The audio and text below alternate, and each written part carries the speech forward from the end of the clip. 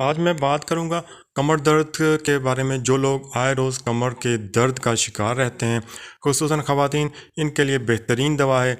कमर के मोहरों के लिए बेहतरीन है, जोड़ों के दर्द पर भी काम करती है और कब्ज़ कुशा तासीर भी रखती है। ऐसे लोग जो थोड़ा सा वज़न उठा लिया और कमर में दर्द शुरू हो गया और डिस्क का मसला होता है, उनके लिए ये एक नहायत ज़बरदस्त किस्म की दवा है। बहुत आसान है, ये तमाम चीज़ें आपको किसी भी पंसार से मिल सकती हैं। तो अभी आप नुस्खा नोट कर लें। सबसे पहले नंबर पर आपने ले लेनी है कीकर की फली 200 ग्राम, सना मक्की की पत्तियाँ 200 ग्राम, अक्कर का हार अच्छी क्वालिटी का हो 50 ग्राम।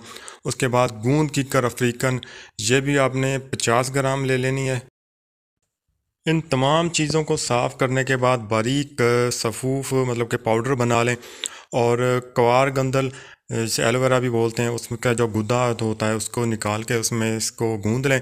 और सख्त गूंदना है कि उसकी ना गोलियां बन सकें। नखुदी गोलियां का मतलब होता है कि चने के बराबर गोलियां बना लें। छोटे जो काले चने होते हैं उनके बराबर आपने उनकी गोलियां बना लेनी है।